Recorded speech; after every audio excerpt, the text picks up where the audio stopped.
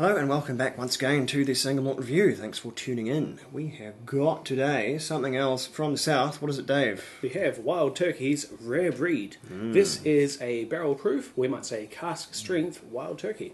Yes, indeed. I suppose barrel proof is the American take on what we would call cask strength. But in this case, same that's diff. a blistering 56.4% ABV, which is 112.8 proof, US proof.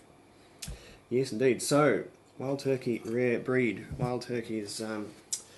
maybe you'd have to toss up whether this one or the Russel's Reserve was their sort of super premium bourbon. I guess it depends what you like. But it is a blend of Wild Turkey bourbon from between 6 and 12 years old. Oh, okay. So it's pretty old as far as bourbon goes. Yeah. Bourbon's normally, 6 is normally where most bourbon gets off. But this one, quite old bourbons in there. Yeah, as I say, it's not quite in the middle, is it? There we go, must be precise. You'd have to toss this up with Russell's Reserve depending on what you wanted. I think Russell's Reserve, which we looked at, and it was a very, very good aged bourbon at 10 years old, that was sort of a cerebral, thinking, careful, interesting bourbon. This one is just a force of nature. This is all bourbon all the time, and I think they're good for different reasons. So we'll examine this one today. That is a impressively dark colour. Yeah, it's a super rich colour, which if there's 12-year-old bourbon in there, that would come with the territory, I'd imagine.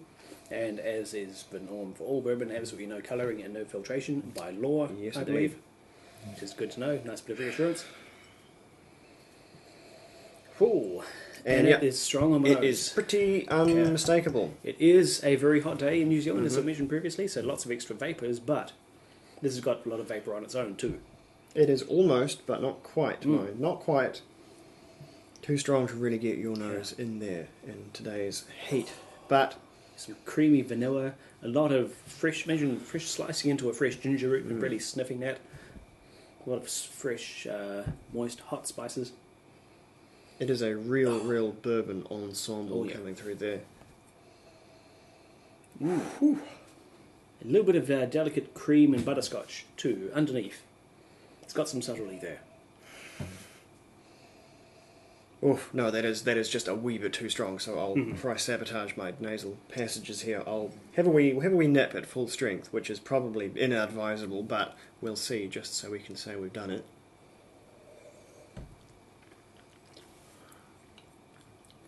Ooh, that's not even that bad. That is supremely drinkable. Yeah, that is not just drinkable. That is really nice. Yes. I may have been missing out putting too much water with this, because that's really got its own kind of intrinsic quality to it. And there's a kick, obviously. It really I can still feel mine going down. Yeah. So that's a real tactile finish, you'd call that one. But that's wonderfully sweet, sort of treacly. There's golden syrup. There's lovely roasted nuts, almonds, even a little bit of pecan in there, which is slightly unusual. Yeah, there's vanilla, a bit of saffron, some of the more delicate spices and nutty flavours.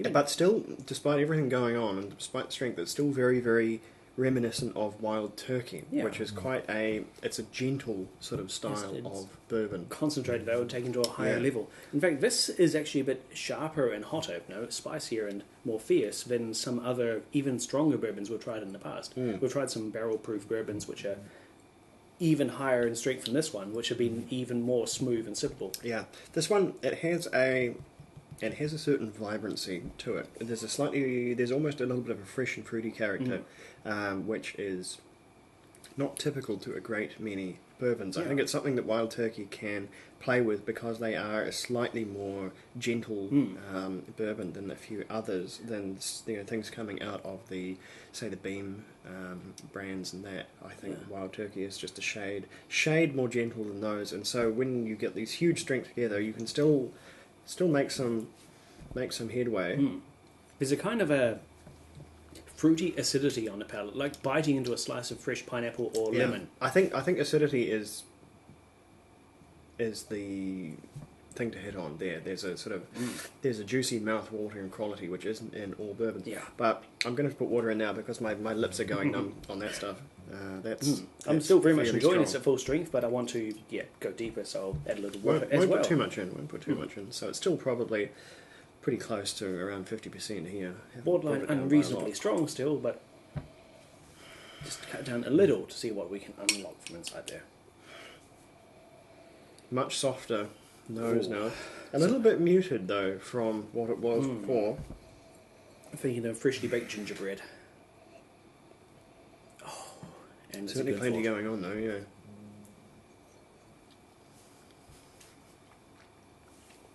Oh, there we go. No, I don't think I overwatered it. I think bringing it down to just maybe a hair under 50, that won't do it any harm whatsoever, and it will do my tongue some favours in terms of just sheer assault from the It's alcohol. turning into a chorus of ginger and cloves for me. It is. It is very vibrantly spicy. There is, Yeah. as you say, there's a huge amount of ginger. There's a wee bit less clove than other bourbons for me. Less clove, less cinnamon. Cinnamon and clove are the two big sort of bourbon things, and rye whiskey as well, as we discovered with the recent Rittenhouse. But this one has that real snappy ginger vibrancy to it. It's a very, very lively drink. Yeah.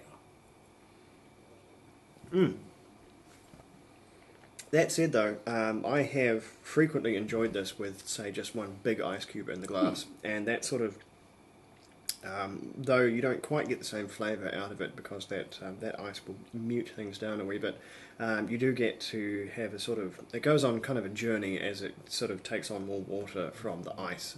You can taste it quite strong when you start drinking it, and then it will gradually get more diluted, and that's quite a good way of enjoying higher strength bourbons like this. I think there are some people, or at least there used to be, who recommend, I think maybe even this was in the old Wild Turkey website, recommend keeping it in the freezer, which is one way you could go, but I really, really would have to advise against that. That's a really good way of getting nothing out of your classy premium bourbon, keeping it in the jolly freezer. You'd Wouldn't have to it freeze out lots of water components and a lot of flavour no, well, characteristics? because the water is in solution, it won't freeze. You don't risk redistilling your... No, whiskey, no, right? you're not Okay. going to make the Applejack version of bourbon. That would be quite exciting if you could, but no, over let's say probably 20-30%. That will hold solution with the alcohol, and the whole thing will Stay go liquid. sub-zero while staying liquid. Gotcha. Unless you really, unless you dunk that thing in liquid nitrogen, there's ways and means you could make super bourbon if you wanted and had access to dangerous laboratory equipment. So we won't give anyone ideas here before we're flagged. But anyway, what this is, I think, to summarise, is it's a huge ensemble of everything that Wild Turkey is. And so if you like Wild Turkey, and I think if you like bourbon as well, this has just got more in it. It's very, very concentrated flavour, heaps and heaps going on. And scores. My score for this one, I can't actually remember what I gave the Russell's Reserve. I think I like them almost equally, so let's hope they are quite similar. But I like them for very, very different reasons, because I think they're quite different whiskies. But this one gets an 89 from me. This is really, really, really good. And we'll hope that's kind of in the ballpark for my previous one, because like I say, I do enjoy them very, very similarly, just in very different ways. But what's your verdict on that one? Well, this isn't my favourite barrel-proof bourbon. It's not quite as smooth, sweet, or readily drinkable as some of the others, but that aside, it's still a really very good barrel-proof bourbon, and it gets an 88 from me. Yeah, it's pretty scrummy stuff there.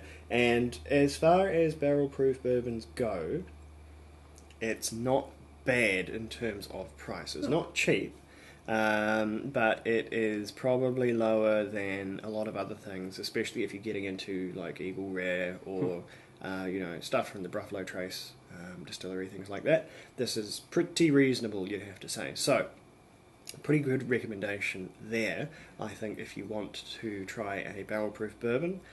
this is a pretty good place to start if you've already had a bonded 50% version, which is probably another recommendation as a getting on point. If you're used to 40%, 80 proof bourbon, head to bonded country and get something 50% before you go way into the deep end with something like this, because the gap is, you're looking at substantially almost twice as strong whiskey when you're going from an 80 proof to a 120 odd one like this. Not quite twice, but pretty damn near. So you wouldn't want to blow your head off too quickly. But anyway, wait, that's excellent. I'm having a really good weekend for saying words properly today. I think I'm going to blame it on the heat. Heat plus whiskey equals inarticulate Tim, apparently, but at any rate, we will be right back with something. We've had a kind of a bourbon-heavy trail of episodes recently, as it will have been obvious if I put them up in the right order. But shake things up a little. Yeah, we will shake things back down to Scotland, I think, for the next few. Slanger, catch us then.